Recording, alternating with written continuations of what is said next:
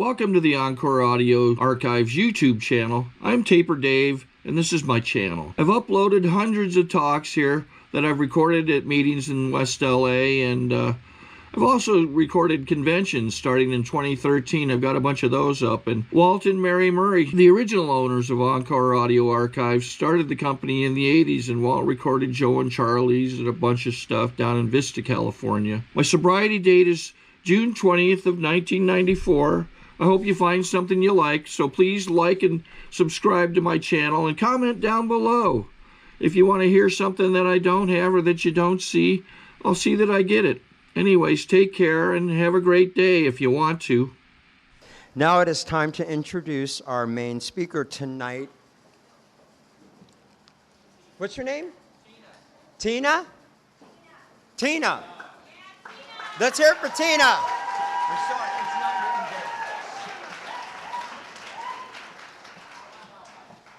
My name's Tina Albert, and I'm an alcoholic. And I'm really grateful to be here and to be sober tonight. And I'd like to first off welcome the 13 newcomers, thank you, that stood up and introduced yourselves as new to Alcoholics Anonymous. That took some cojones. I remember. My sobriety date is October 10th, 1984. I have 25 years and a couple months and a few days, and thank you. Me, me, me, me, me, me, me. I didn't do that. Ready? You should have done that about 30 minutes in so I could have started over and had an extra half hour. I love Alcoholics Anonymous, and if you're new in here, I'll say that about 50,000 times before I sit down tonight. I just absolutely love Alcoholics Anonymous. And Joey, thank you so much for asking me to come and share my experience, strength, and hope with you guys this evening. It's an honor and a privilege to be asked to speak in a meeting of Alcoholics Anonymous. And truthfully, it's an honor and a privilege to be asked to do anything in a meeting of Alcoholics Anonymous. It really is. I came in here, like I told you guys, on the 10th day of October 1984, and I had absolutely destroyed myself. Everything in my life that mattered behind a drink of Jack Daniel's whiskey. And I had no idea when I started drinking that I was going to drink to the extent that I did and blow through all the things that mattered to me in my life. I know that long before I ever picked up a drink of alcohol, I really, really needed one. And I remember going into kindergarten at 5 years old, not wanting to let go of my mom and going in there. And had I had anybody in my life that I could have looked at and saw the effects that they got from a drink of alcohol, I'm certain I would have drank a lot sooner than I did. But as it stands, I'm a late bloomer. I didn't start drinking until I was 12. Shoot, I know people today that are sober by the time they're 13, so I think that makes me a late bloomer. And I was raised in Manhattan Beach. I live up in Hollister right now in Northern California, but I was raised down here in this little upper middle class beach community.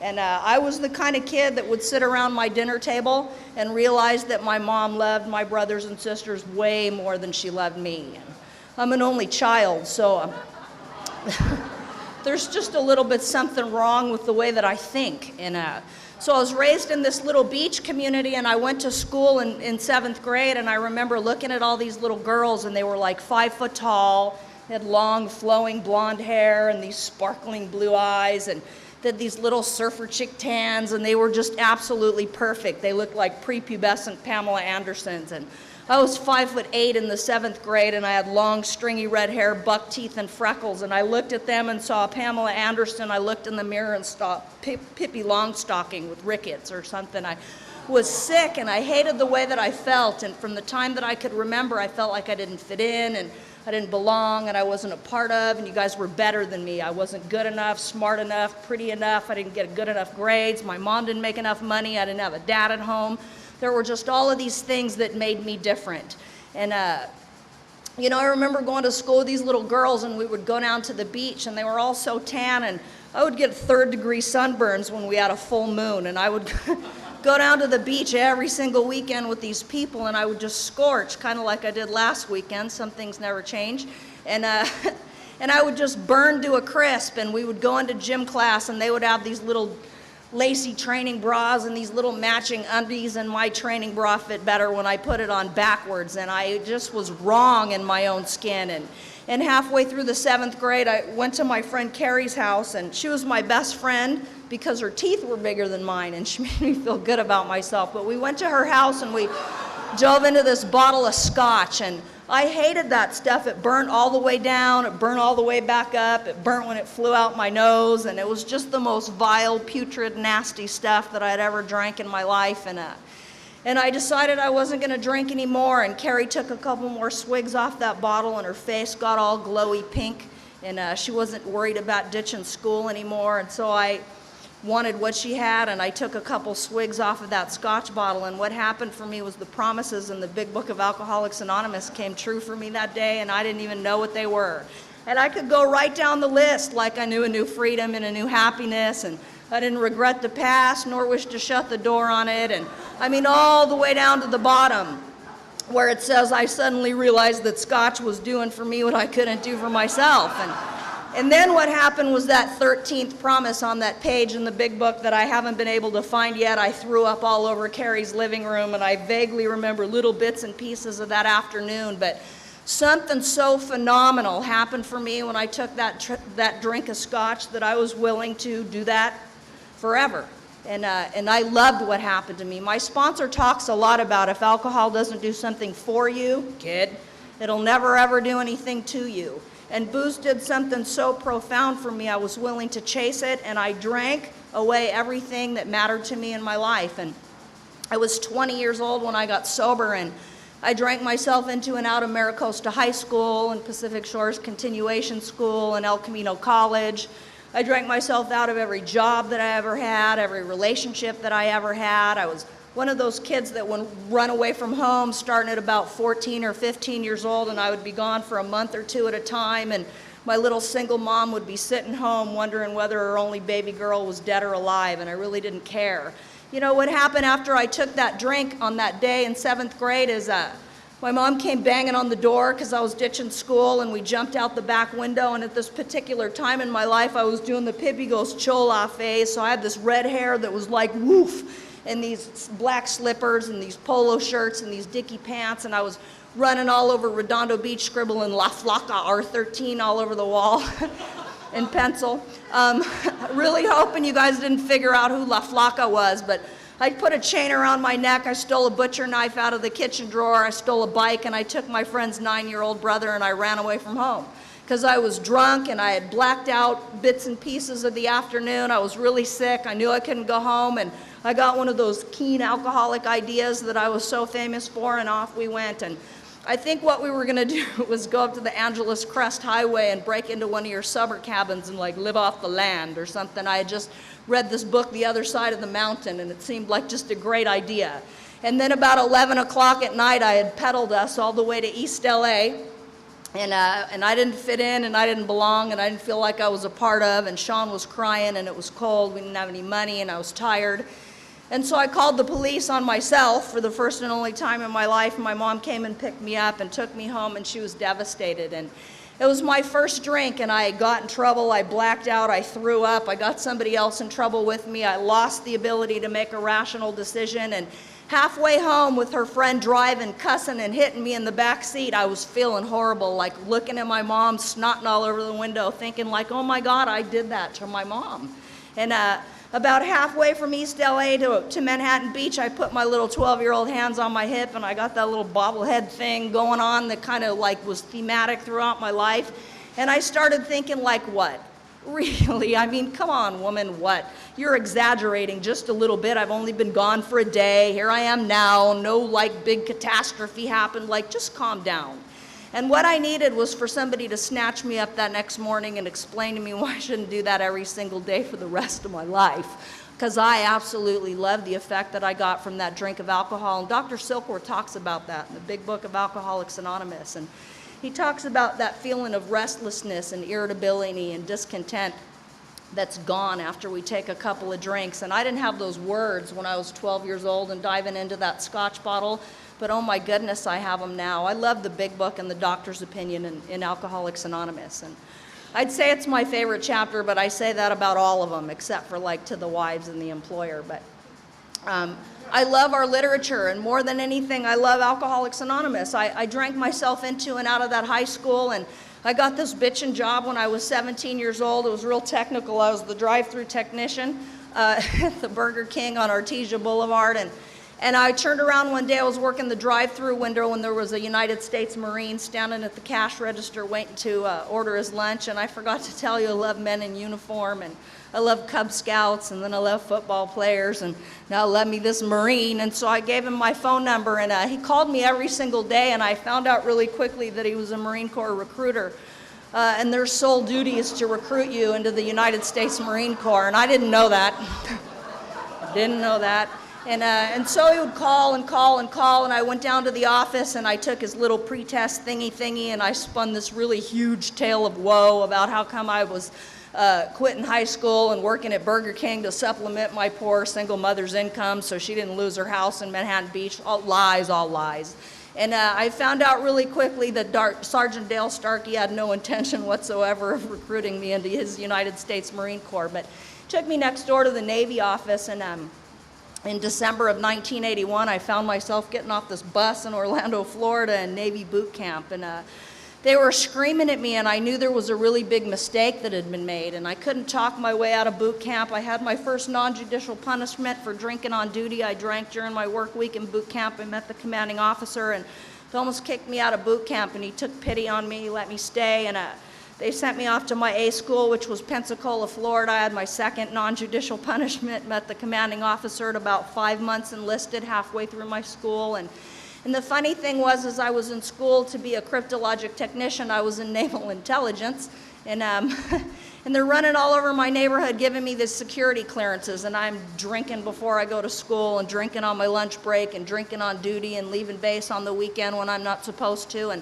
I'm meeting my commanding officer. I'm in trouble all the time, and I graduated not with my class, but with the one right after, because they set me back as a result of being in the restricted barracks and losing one of my stripes, and they took some of my money, and I graduated, and they sent me to my first duty station, which was Adak, Alaska, and in 1982, that's where they sent people in naval intelligence, was to the Aleutian Islands off the Russian seaboard over there, and we were spying on Russia, and I was on this little ice-covered rock, and I drank like a fish. They ended up putting me on antabuse. I was stationed in Anchorage for a little bit. They sent me over to a psych unit because I would just drink and drink and drink and get in all kinds of trouble. And I'm taking this antabuse. It was my first encounter with Alcoholics Anonymous, and I was 17 years old, and I would go to these little meetings with these 6 old decrepit fools sitting around this table talking about God only knows what, and I would think, like, really, you guys?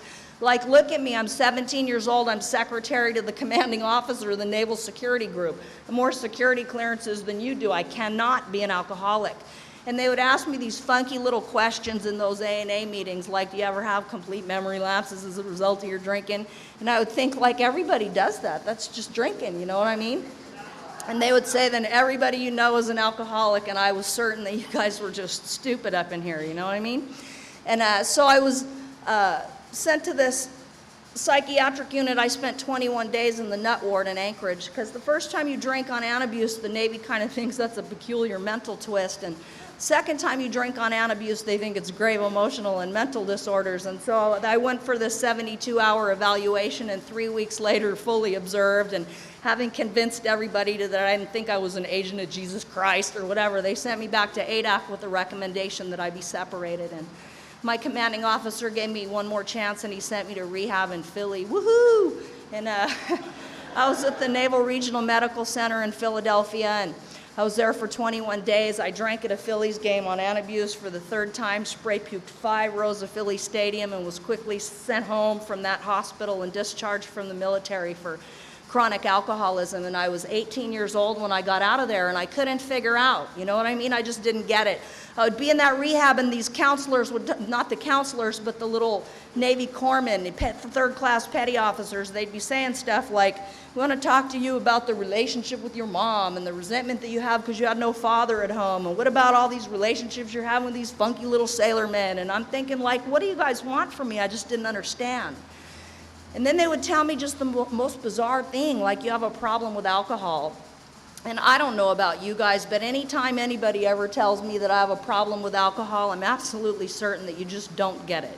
you cannot possibly understand. Like, I don't have a problem with alcohol, and like you were talking about, I don't really even have a problem with the consequences and the circumstances that I find myself in when I'm drinking, because I don't care.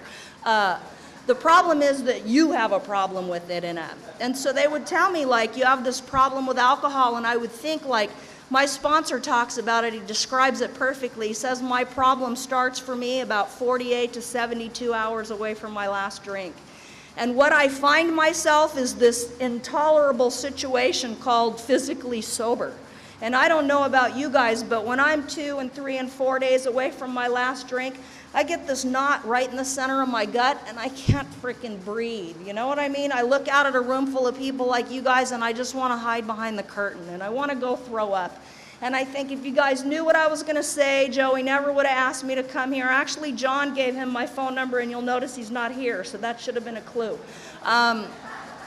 But I find myself a couple days away from that last drink, and I get sick to my stomach, and I can't breathe, and my hair starts hurting, and my skin crawls, and I can't stand what I think.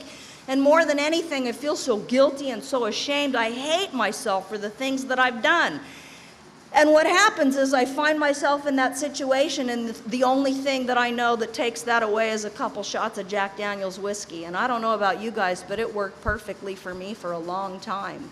In our big book of Alcoholics Anonymous, it says that we're not going to be able to bring into our consciousness with sufficient force the memory of the suffering and humiliation of a day or a week ago, and we're without defense against that first drink. And alcoholics have the most amazing forgetters. Like, you know, I burnt through my mom's life. By the time I got sober, I hadn't seen her in a year. She kicked me out of her house after I was discharged from the Navy, and she told me, never come back, my daughter's dead. And I'm her only kid. She lives in this big old house all by herself. And I would go over there drunk, and I would rip her off. I'd break into her house, and I'd steal her stuff. Like, I was living in my car, and I broke into her house and stole her toaster. Like, what the hell do I need a toaster for? But I thought, you know, maybe one day when I come up, I'm going to have a toaster, and I'll have something I could plug it into or something. But I would rob this woman. I would take her stuff, and I would go over there under the influence of problems other than alcohol, and I would put my hands on this little 5'1" woman. And she told me, you got to go, and you need never come back here. And from the time that I got out of the Navy in '83, you know, I thought I would have told anybody that would listen that I was an alcoholic. And I thought I was an alcoholic, or I thought I wasn't when I got out of there, because I was 17 years old, because I had top secret special intelligence security clearances. I had a Navy career. I haven't blown through any families. I haven't lost any kids. I've never had a 502. I've never been to jail. And I had all of these reasons. I've not been homeless. I don't drink wine out of paper bags. I never lived under a bridge. I had this like plethora of reasons why I couldn't be an alcoholic. And by the time I came to you in that last year and a couple months that I drank, I did every single one of those things. And I came to Alcoholics Anonymous at 20 years old in October of 1984, and I had absolutely destroyed my life. There's a line in a big book that says, with it goes the annihilation of all things worthwhile in life. And I had annihilated the things that mattered to me the most. And what I didn't know is I was drinking one more drink of Jack Daniel's whiskey. I was ordering one more Long Island iced tea. That I had no idea that I was trading a military career, the peace of mind of my mother, the love and the respect of the people that cared the most about me, a Navy career. What I didn't realize is that I'd belly up to the bar, and I'd give you my self-esteem and my self-respect and my self-worth. And by the time I came to Alcoholics Anonymous, I absolutely hated me. When I left that rehab, my little counselor is this old-timer in Alcoholics Anonymous. He was the only one in there that made any sense. His name was Jim Boyer. He's passed away now. And he told me as I was leaving the quarterdeck and they were discharging me, if you ever want to get sober, kid, call Alcoholics Anonymous, but you won't, you'll die drunk. And I was sitting in this little 1971 MG Midget. It was my motorhome, or townhouse, or roundabout townhouse, or something. But I was sitting in this little MG Midget, and I had just ripped off a big 1.75 liter bottle of vodka from the boys' market, and I hadn't even opened it yet. And I had that reaction that I don't know about you guys, but that I would get from a drink of alcohol, like it was sitting there with a paper seal still over the cap, and I could just breathe, because I knew that my answer was there, and in a minute I was going to be okay. And like it talks about in A Vision for You, there comes that time when We can't imagine a life with alcohol or without it. We know loneliness such as few people do, and we're at that jumping off place. And again, I didn't have those words, but I didn't want to drink that vodka. I really didn't want to drink that vodka, but I couldn't imagine not drinking that vodka either. And just like he was sitting in the seat next to me, I heard Jim say, if you ever want to get sober, call Alcoholics Anonymous, but you won't, you'll die drunk. And I got out of the car and I put a dime in the payphone, and they sent me all the way across town to the Southwest Alano Club, Birch. Today, most good sponsors won't even let their babies go there. I mean, it's just like, you know, I love Birch. That was my home. I crawled in there and I felt a lot like you did. Really, really different over up in Hawthorne. And I still go over there and I feel really, really different.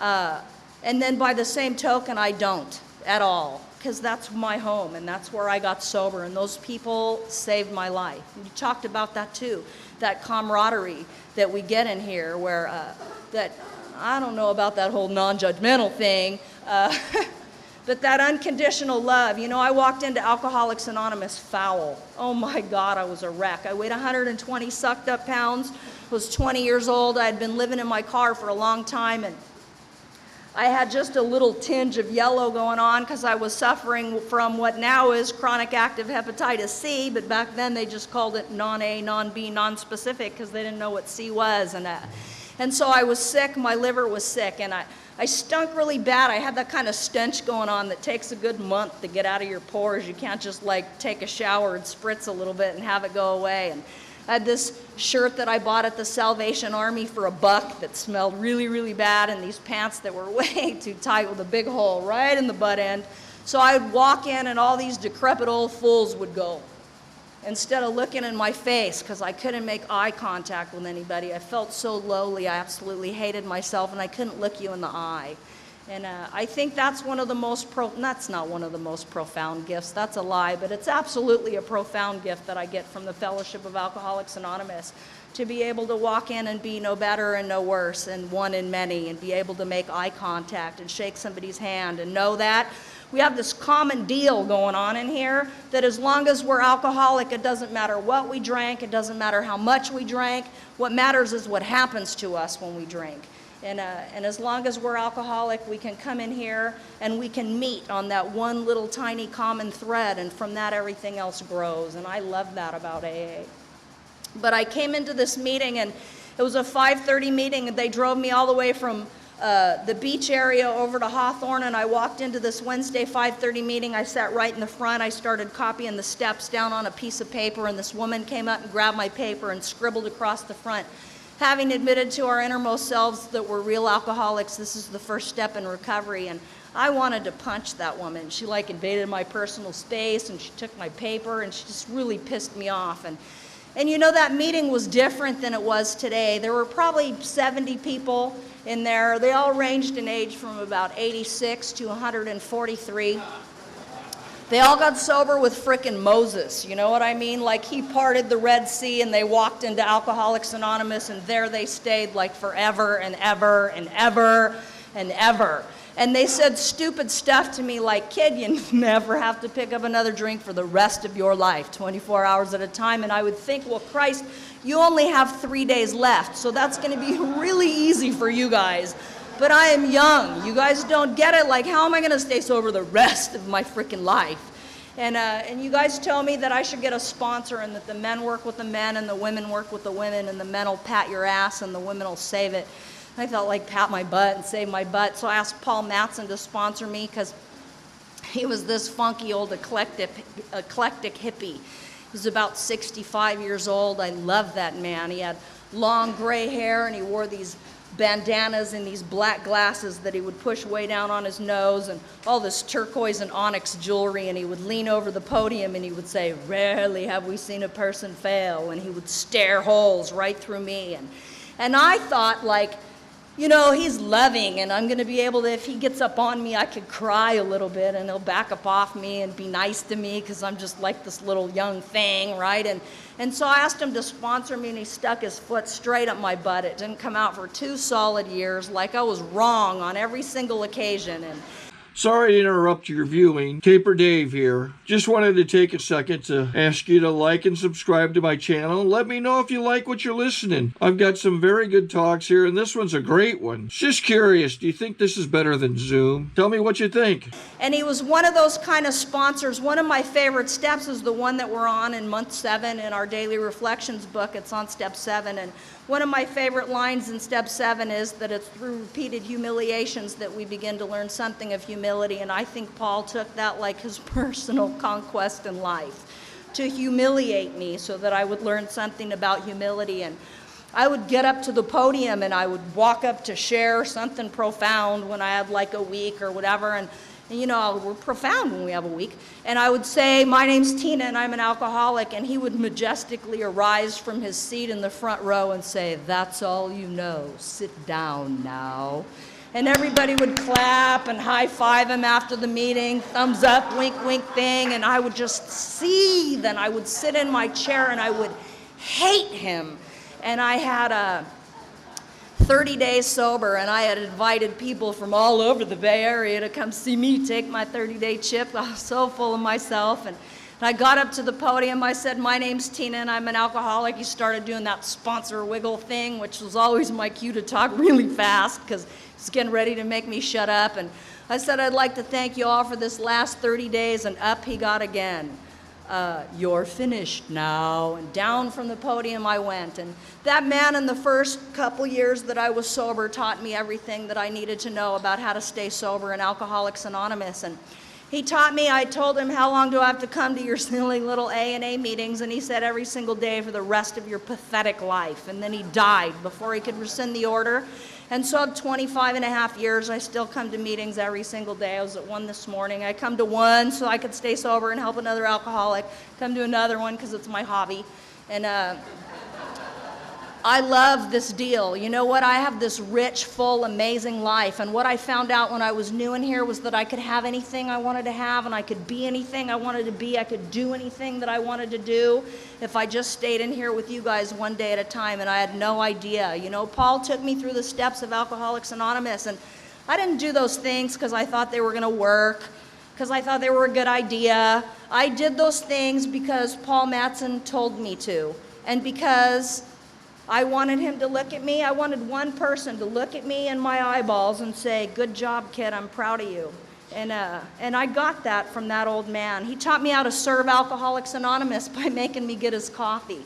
And he would say, I'd take my coffee with cream, and I would think like, are your frickin' legs broken, for crying out loud? Look at your old decrepit self. You can hardly even breathe. Like, the exercise over to the coffee pot will do you some good, and I'd like some sugar in mine. And then I would say, yes, sir, and I'd go get his coffee. And I had about 2 weeks sober. He made me the ashtray putter-outer person at Birch, and he did that because they said they needed one, and he lifted my sleeve in the air like a little marionette puppeteer. He used to do that all the time. And God, I showed up early to those 5:30 meetings, and I was spaced 2 ashtrays equally from the ends of the table so that all your frail little pathetic osteoarthritis arms could hit the ashtrays with your cigarettes. And I was the best ashtray putter-outer person in Alcoholics Anonymous, I swear to God. And then they took that commitment and they made me the coffee cup washer person, and I didn't want to give up that commitment. I liked the one I had, and so every now and then I would wash the ashtrays in the water before I washed the coffee cups, and just because they made me mad. And then they made me coffee maker, and yeah, you drank out of those cups. You ought to laugh. They made me the coffee maker, and I used to make this rank, foul Navy coffee that I would serve toothpicks with, just so you could get the grounds out of your teeth. And it was that kind of coffee you had to chew, and then you'd go home, and at 3 o'clock in the morning, you're going, damn it, Tina. And I thought for sure they would fire me with 90 days and make me like GSR or something, right? Because I'm like a social climber in Alcoholics Anonymous. I got the stuff that I got to do, and they just smile at me with the grit in their teeth and go, good coffee, kid. And you know, I just served Alcoholics Anonymous. And Paul told me that I could never, ever turn down a legitimate request from Alcoholics Anonymous, and a lot of times I want to. You know, a lot of times people call me up and they go, can you do this? And my first response is, no, not really. I'm going to have the stomach flu that night, or You know, it's 5 hours from where I live to come down here and speak to you guys, and for crying out loud, you talk through the traditions. Do you realize I was having a freaking heart attack when you wouldn't shut up? Joey's up here, I told Charlie I want to get up and tell him, shut the F up! But it's not my meeting, so I just smile and, and do my little deal when it's over, and sorry. No, I'm really not. But you know what? That's the way that I learned this deal in Alcoholics Anonymous. And I used to come into these meetings in these little mini skirts way up to here and these really low-cut shirts. When I loved fishnets, and I had these hooker heels, and I had that like 1980s flash dance hair going on. And I would come in here and I just could not sit down. I couldn't shut up. I couldn't focus. I couldn't pay attention. I would get up. I'd go. I'd get coffee. I'd go pee. I'd go outside and smoke. And you know, you guys would read those 12 thingies, and I've heard them like 37 times. I memorized them. What are you, freaking slow or something? Like, you got to read them every single meeting, and what I have to say is way more important, like, because I haven't seen my friend for 3 hours. And I got to say hi, and I got to tell him about my parking space, and those are such cute shoes, and for crying out loud, shut up when we read that shit. You know what I mean? Like, this is Alcoholics Anonymous. The stuff that we read in here, those stupid, silly little frickin' traditions that we go over and over and over again. I got 5 more minutes. I could do this. Those things that we go over and over and over and over again, maybe the person behind you hasn't ever heard that. Maybe there's one little stupid phrase in there that they've been reading wrong that's going to save their goddamn life. And what my sponsor told me is, who the hell do you think you are to stand up and go disrespect the meeting and disregard the person that's trying to listen? Who do you think you are that what you have to say is so much more important than what's written in the big book of Alcoholics Anonymous? You sit down and you shut up and you take the cotton out of your ears and you stick it in your mouth because you don't know a goddamn thing about staying sober. And that's the way that I was sponsored when I was new. And thank God. Oh my goodness, thank God. You know what? That desperation that I came in here with, that absolute brokenness, that inability to look you in the eye, that complete self-loathing and self-hatred, and that ashamed that I walked in here with at some point at 30, 60, 90 days, 6 months, 9 months would drive me out and have me pick up a drink if I didn't do those things that Paul had me do to save my frickin' life. And as a result of that, I guess I'm one of those little bleeding deaconette thingies that we find in Alcoholics Anonymous and whatever, right? Whatever. I love this deal. If you're new in Alcoholics Anonymous, I want you to know that if you stay in here with us for one 24-hour little stinking period at a time, what happens is you stay sober for a week, and then 2 weeks, and then 25 years. And then you have these kids, and they're the light of your life, and you get married, and you buy houses, and you get the cars, and you get all this stuff. And I built all that stuff in Alcoholics Anonymous, and at 21 and a half years sober, my oldest son's in Iraq. That's how I did my 9th step, because we're creative in here. I gave him my eldest born. And so my son's in Iraq, my little guy's drinking, using drugs, doing that little wake and bake thingy every morning, and I'm sure you guys know what that is. And he's losing his mind. He's quitting the sports teams. He's flunking out of high school. He's quitting his classes. And I'm going like, what? And all of a sudden, my husband's not coming home. We've been married 17 years. And his next step in his sober spiritual journey was to have an affair with a bartender and join the Hells Angels. And so at 18 years sober, like off he rode into the sunset with a bunch of greasy bikers that I thought were all men. And I was wrong. And I'm losing the house. And I'm losing the kid, and I'm losing my mind. You know what I mean? I'm hanging on. I'm doing everything that I know how to do to stay sober in Alcoholics Anonymous. I'm the Clancine of the Northern California Central Valley. I'm sponsoring 45 women, and I'm reading the book whether they want to hear it or not, and I'm speaking all over Northern California. I'm working the steps. Damn it! And what I realized was that I forgot to pray, and I copped this little itsy-bitsy teeny resentment against the power greater than myself that you guys gave me in Alcoholics Anonymous. And I stopped praying, and in step 11 in the 12 and 12, it says that sometimes the hand of God seems heavy and sometimes unjust, and we're seized with a rebellion so sickening we simply refuse to pray. And I turn my back on God, and I do what I do so well. When I'm new, when I'm drunk before I'm new, and at 21 years sober, I do this, I got it. I'm self-reliant, I'm self-sufficient, I got it. And then underneath that, I'm full of self-doubt, and that self-loathing comes back, and I experienced it this morning. I got up and I was just a little off kilter. And I couldn't figure out what was wrong, and I'm praying, and I'm gonna come over here, and I'm gonna do this stuff, and I went to this 9:30 meeting, and I realized like I got all these major changes going on in my life, and I'm doing this. I got it. I got it. You know what, you guys, I don't got it. I have 25 years sober, and the one thing that I know more than I know my own name is that absolutely everything that is good and right and proper in my life I get when I'm in here with you guys. And when I leave here, I got nothing. Nothing. I might have something for a week or 2 or maybe a month, but it like goes away. I am not the miracle. If you get up here and you hear somebody say, I'm a miracle, frickin' run away. Because you know what, newcomer, you're not the miracle. The miracle is the Fellowship of Alcoholics Anonymous. And our big book says there you're going to find release from care, boredom, and worry. A page before that it talks about drinking, and it says there you get release from care, boredom, and worry.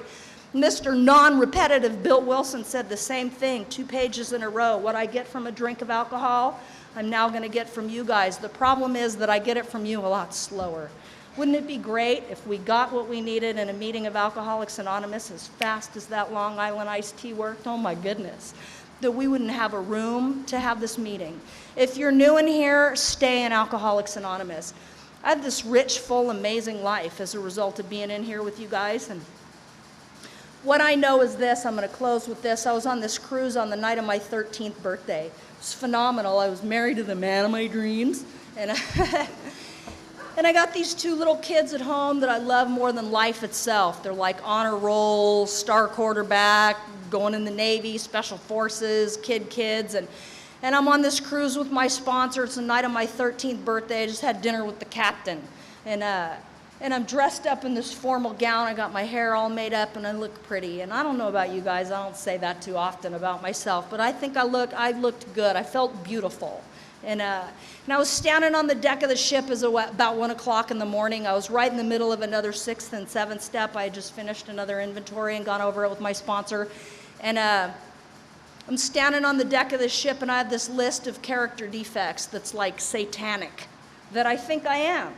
And I was talking to those old timers, and I was telling them like Mike Ensign and Frank Priest and Singin' Sam and Paul Matson and all those people that loved me so incredibly when I was new in here. And I was talking to them, and I was saying like, whoever would have thought? Like really, whoever would have thought 13 years sober, standing here with this rich, full, amazing life that's all a result of you guys. I could have nothing if it wasn't for you guys. And just like they were there, I could hear them all say, we did, baby. We thought. And what they did was I crawled in here broken and foul and smelly and so afraid of you.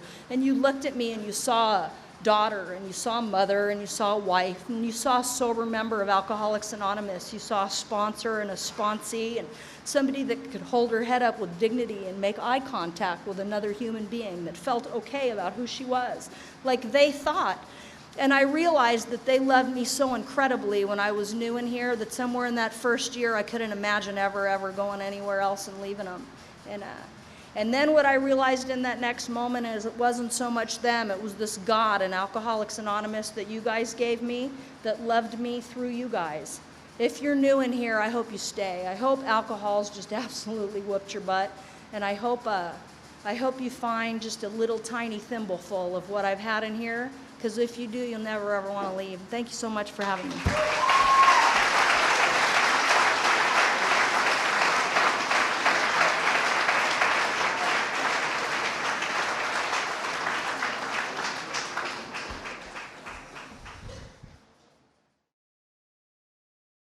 I think we got a great talk going on here. Thanks for watching the channel. Taper Dave here. Just curious, do you think this is better than Zoom?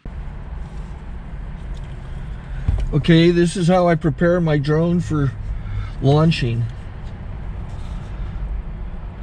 I like to do it inside the cab of my truck so I'm not standing outside in the weather. To install the joysticks for control, up and down, right and left, powered on. I have an Android phone that I use to connect it drone with. And it's actually controlled through the iPhone, through an app. Oops, wrong way. It's actually controlled through the iPhone, or through this Android phone, through the app. It's actually controlled through the Android phone, through an app, and you connect it through this short connection right here.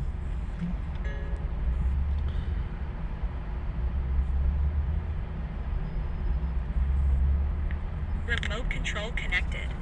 Remote control's connected. So I pull out the drone.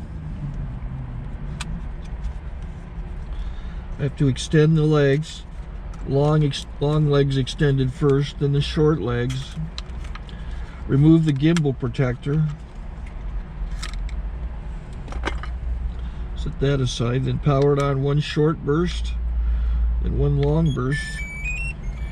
I lay it down. So I have to go to calibrate. So the drone's not connected yet.